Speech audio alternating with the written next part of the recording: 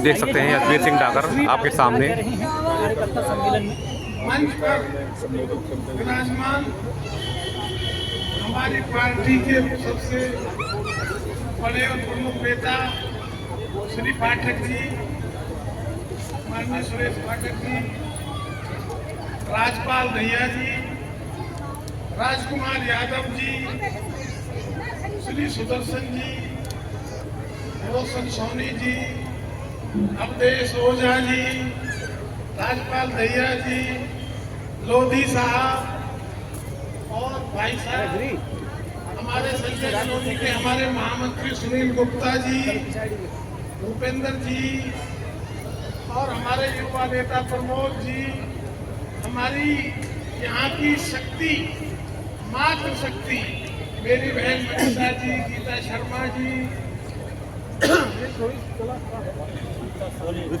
और जब भी पार्टी का कोई कार्यक्रम होता है तो सबसे पहले सारे कामों को छोड़कर आशीर्वाद देने के लिए मेरी बहनें आती हैं।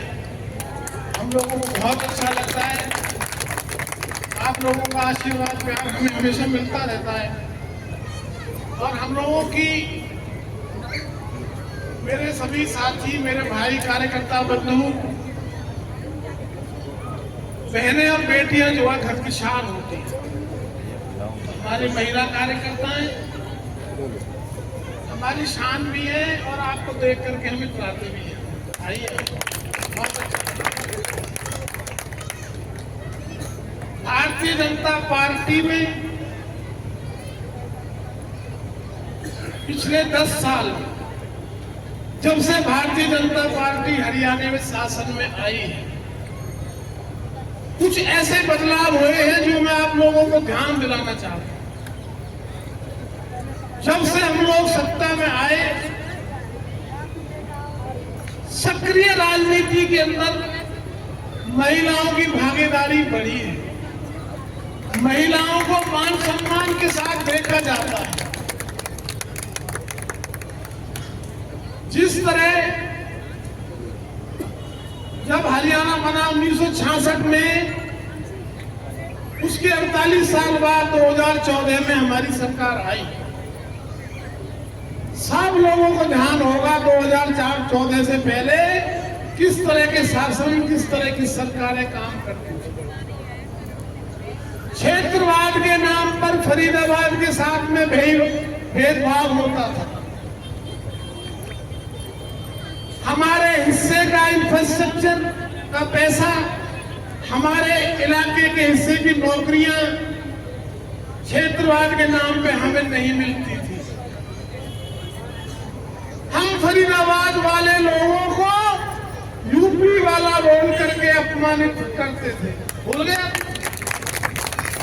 ये जो क्षेत्रवाद के नाम पर, ये जो जातिवाद के नाम पर और परिवारवाद के नाम पर जो शासन चलते थे, उसको भारतीय जनता पार्टी ने हमेशा के लिए खत्म कर दिया, समाप्त कर दिया।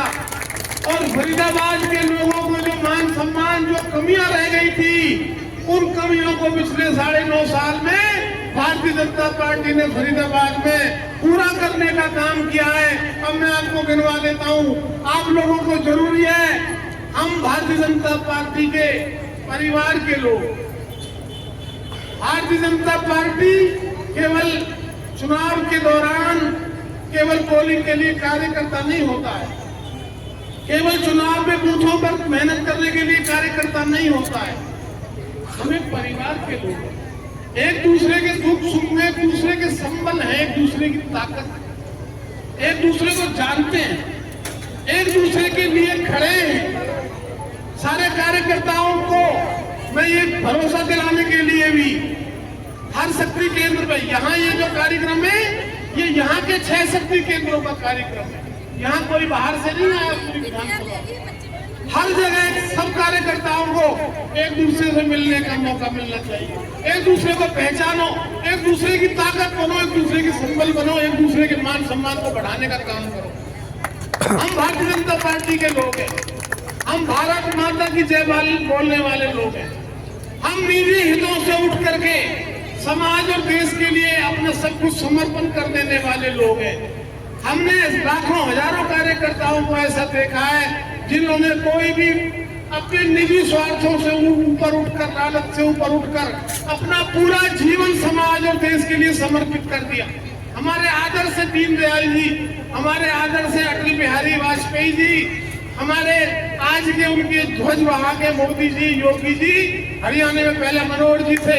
आप लोग बताओ, जिस तरह पहले राज चला करते थे, लोगों के ऊपर भ्रष्टाचार के आरोप लगते थे, जब से हमारी सरकार आई है, हमारे कार्यकर्ताओं ने वहां जाकर के ऑफिसों में बैठे हैं, जब से क्या कोई बात, कोई लूट की हरकत, कोई बेईमानी की बात सामने आई?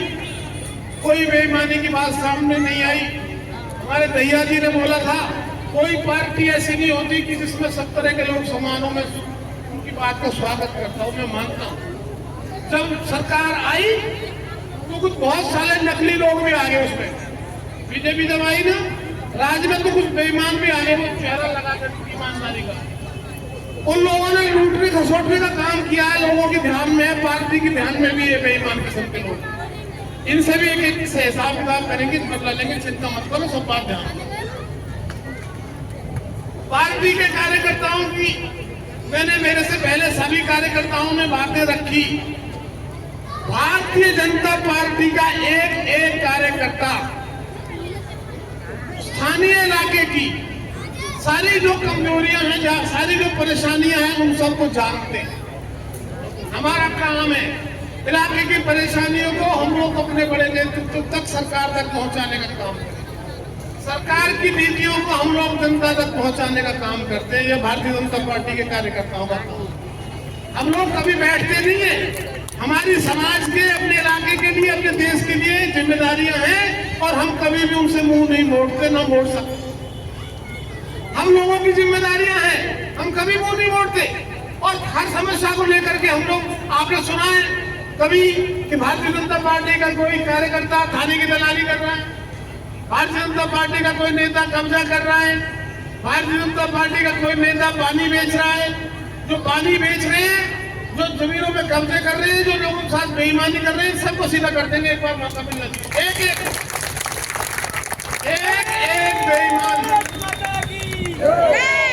एक बेईमान और बिकाऊ लोगों को सीधा कर देंगे, एक आदमी। इस बार भारतीय जनता पार्टी के सभी कार्यकर्ताओं को मैं ये भरोसा दिलाना चाहता हूं, क्योंकि एक हम परिवार की एक बैठक है और उसमें सब लोग, मेरी माताएं, बहनें, इसके अंदर तो हम लोग कार्यकर्ता हैं। और इस परिसर के बाहर हम लोग समाज का नेतृत्व करने वाले नेता हैं, सब लोग। तो वो हर आदमी, हर कार्यकर्ता अपने आप को ये स्वीट आगर समझे, अपने आप को कृष्णपाल पूजन मान के चले, ये भरोसा। हर कार्यकर्ता के दुख सुख में साथ खड़े हैं। किसी की परेशानी में, किसी भी हालत में हमारा कार्यकर्ता, हम कभी नहीं छोड़ते अपने कार्यकर्ता। अकेला हम कभी नहीं छोड़ते हैं। कितना ही बुरा समय आ जाओ, ये हमारा रिकॉर्ड है, चेक कर लो, पता कर लो। कुछ भी हो जाए, गलती किसी से भी हो सकती है, किसी के बच्चे से हो सकती है, हम वो केस नहीं देते हैं। हम पार्टी के कार्यकर्ता के साथ, हमारा काम है, हमारी जिम्मेदारी है ये, और हम जिम्मेदारी से नहीं भागते हैं। हम परिवार में, अगर हम परिवार का हिस्सा मानते हैं, हमारी जिम्मेदारी और उसका एहसास है हम लोगों को। मैंने आप लोगों को 2-3 चीजें ध्यान में दिलाई। मैंने आप लोगों को अपने आपके मान सम्मान का ध्यान दिलाया। मैंने आप लोगों को ध्यान दिलाया किस तरह हमारे साथ, हमारी सरकार के लोगों ने, फरीदाबाद के लोगों के, हमारे कार्यकर्ताओं के, हमारे इलाके के लोगों को मान सम्मान बढ़ाने का काम किया। किस तरह जातिवाद, क्षेत्रवाद और परिवारवाद के नाम में जो भेदभाव कर रहा था लंबे समय से, हमने उसको तोड़ दिया। और तीसरी बड़ी बात, हमारी एनआईटी विधानसभा की हमारी जो स्थानीय समस्या है, वो पूरी दिल्ली के 20 किलोमीटर दूर होने के बाद भी हम लोगों की एक ही समस्या पानी की, वो पीने के पानी की भी है और वो पानी की निकासी की। देखो, ये तो आप लोगों को पता है किस तरह पार्षदों ने यहाँ पे बंदर बांट करी है। मनोहर लाल की सरकार ने 451 करोड़ रुपया एनआईटी को दिया था। ये ऑन रिकॉर्ड है, कागजों में आप 200 रुपये की आरटीआई लगाओ, नगर निगम में से आपको मिलेगा। चाहे NIT हो, चाहे बल्लभगढ़ विधानसभा हो, चाहे भड़कल हो, चाहे टिकाऊ हो, चाहे पिथला विधानसभा हो, किसी भी विधानसभा में एक भी पैसा कम नहीं। हर विधानसभा में जितना MLA ने पैसा मांगा उतना पैसा। हम लोगों का दुर्भाग्य है, पिछली बार कांग्रेस का MLA बन गया, कोई भी कारण रहा हो। उसके बाद क्या हुआ, जब कोई भी विधानसभा के लोग किसी को वोट देने जाते हैं, मत देने जाते हैं, तो वो एक उम्मीद करते हैं, आशा करते हैं उससे कि वो आदमी एक 5 साल के लिए हमने उसे वोट दिया और वो निश्चित समय में हमारी समस्याओं का समाधान लेकर के आएगा, वो अपनी जिम्मेदारियों को समझेगा, हमारी समस्याओं का समाधान करेगा, हमारी परेशानियों से हमें मुक्ति दिलाएगा। इस उम्मीद के साथ में लोगों ने वोट दिया। लेकिन हमारा दुर्भाग्य है, विधायक बन गया, कभी वो धोती पहन लेता है, खबरों में कैसे बना रहना केवल एक काम आता है उसको, कभी वो कफन पहन लेगा, कभी कपड़े उतार देगा। ये स्टंटबाजी तो हो सकती है, इन चीजों से आप खबरों में बने रह सकते हो, लेकिन आपकी जिम्मेदारी 5 साल आपको दिए, सरकार ने आपको पैसा दिया, आपने उस पैसे का क्या किया? आपने आपके परिवार के लोगों ने नारियल तोड़े, उद्घाटन करे, ठेके छोड़े, अपने लोगों को ठेके दिए और उनको खा गए। 451 करोड़ रुपया कहां गया, इसकी जवाब देगी जनता, मांगेगी अभी इस चुनाव में। कोई भी आदमी ये नहीं कह सकता कि भारतीय जनता पार्टी की सरकार ने क्षेत्रवाद के नाम पर किसी भी विधानसभा में हरियाणा में भेदभाव किया। ये आरोप मनोहर लाल की सरकार के ऊपर दिया। अभी पिछले हफ्ते जब से सैनी जी मुख्यमंत्री बने, अभी जुलाई शुरू होने से पहले 25-25 करोड़ रुपए सारे विधायकों को दिया कि भाई जो काम बाकी रह रहे उनको कराओ। मैं लिख करके दे रहा हूँ, सेक्टर 52 में हमारा नालागौची ट्रेन है, उसका टेंडर इसलिए नहीं होने दिया क्योंकि ठेकेदार ने कमीशन नहीं दी। जो हमारा 60 फुट रोड है, इसको 3.5 फुट उठवा दिया। नीचे बढ़िया रोड बना हुआ था, कोई जरूरत नहीं थी, दोबारा ठेका छोड़ के 2 करोड़ रुपए का उसे उठवा दिया। अब हुआ क्या, हमारा जो 60 फुट है ये पूरे विधानसभा का झील है, पूरा का पूरा पानी नगला की तरफ की सड़कों में जा रहा है, जवाहर कॉलोनी में जा रहा है। वो पानी का निकासी का आगे पुस्ता बनता है। हमारी जनता की समस्या है, हमारे यहाँ मीठे पानी की समस्या है। एक बहुत बड़ा माफिया फरीदाबाद के अंदर पानी बेचने का काम कर रहा है। ये लोग पानी का टेंडर ले लेते हैं दूसरे के नाम से, टैंकरों का, और लोगों को बोलते हैं कि हम पानी फ्री में पिला रहे हैं, चैरिटी। उसका बिल नगर निगम से ले लेते हैं और लोगों को मूर्ख बना रहे हैं लंबे समय से। ये माफिया एक टैंकर 1000 रुपए का पानी का भर के आता है, मीठे पानी का 50 पैसे लीटर पानी बेचा जा रहा है। 1000 रुपए का टैंकर 10,000 रुपए का बिक रहा है, और सारे के सारे सत्ता में बैठने वाले भी और चोर किस्म के लोग भी, आप लोग सबको जानते हो। एक आदमी को मैं नाम लूंगा तो अच्छी बात। उनका धंधा ये है, उनका पैसा ही है कब्जा करने का, पुलिस दलाली करने का, पानी बेचने का, ब्याज में पैसे देकर लोगों की गर्दन 10% में देने का। इस तरह के चोर, इस तरह के माफिया लोगों ने हमारी कॉलोनियों में हमारे लोगों के साथ बहुत अत्याचार किया लंबे समय से। मैं आपको ये बात ध्यान दिलाना चाहता हूँ, इन बेईमान लोगों से, इस तरह के बैड एलिमेंट जो इस तरह हमारी गरीब लोगों के साथ में जुल्म कर रहे हैं। यहाँ मंडी में वो रेहड़ी वालों से पैसे उड़ा रहे हैं, रेहड़ी वालों से एक विधायक ने और इस बंदे भी, पूरे 5 साल इससे पहले वाले ने भी, इसने भी। इन लोगों का कोई धंधा नहीं है, कोई काम नहीं है इनके पास में। इनके घर कैसे चलते हैं कोई पूछे, कोई इनसे पता करे भाई आप लोगों के घर कैसे चलते हैं। इन लोगों के घर चलते हैं उगाई से, इन लोगों के घर चलते हैं पानी के बिकने से, इन लोगों से जो ब्याज वाले लोग हैं उनसे पैसा कमाते ले लेते हैं। इनके पास कोई रोजगार नहीं है, इनके पास कोई रोड मैप नहीं है, कोई इनके पास योजना नहीं है। इन लोगों का तो एक ही काम है कैसे लूट के खाना, कैसे लोगों के ऊपर फौज जमाना है, कैसे फर्जी मुकदमे दर्ज करवाने हैं, कैसे बिजली वालों से छापे डलवाने हैं, जितने दुनिया के भेद किस तरह सामने वाले के अंदर बिठाना है, जितने दुनिया भर के गलत काम है, सारे कामों का ठेका इन लोगों के पास। भाई मैंने एक भी बात अगर गलत कही है तो बता दो, बल्कि कोई भाई खड़ा है। ये सत्यता है हमारी विधानसभा की। इन लोगों से मुक्ति पानी है, ऐसे लोगों को लाना है तो भारतीय जनता पार्टी के कार्यकर्ता के रूप में। देखो भाई, मैंने तो पहले भी, मेरे साथियों ने कही कि पार्टी टिकट, देखो मैंने तो पहले भी टिकट नहीं मांगी थी और पार्टी ने अपने आप जाके, मैं तो 91 से पार्टी में काम कर रहा हूँ।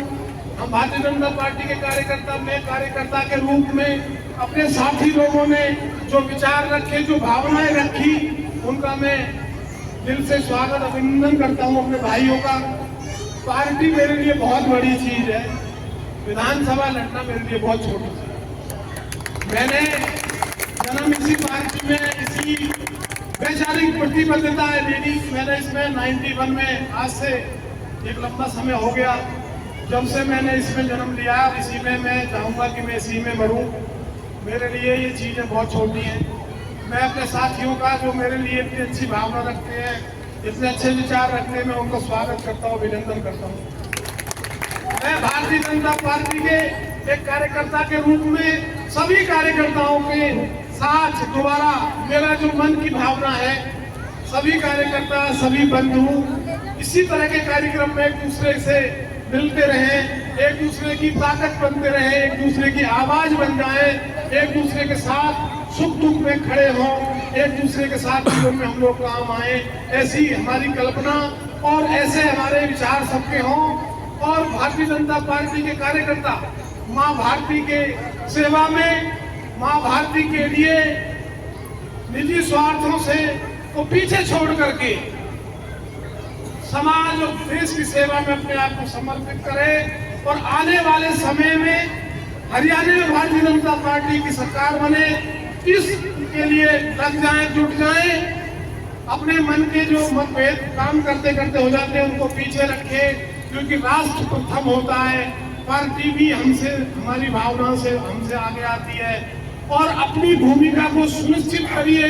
भारतीय जनता पार्टी में नरेंद्र मोदी जी हमारे विचारधारा मजबूत हो, हमारी विचारधारा का फैलाव हो, हमारे घर, हर घर में हर जगह जगह तिरंगा फहरे और हमारी जो समस्याएं उनको हम लोग पूरे इलाके की समस्याओं को अपनी मान करके हल करने का काम करेंगे। अगर हमें मौका मिला तो मेरे साथ इन्हीं बातों के साथ में एक बार जोर से बोलेंगे, भारत माता की जय, भारत माता की जय, भारतीय जनता पार्टी, भारतीय जनता पार्टी।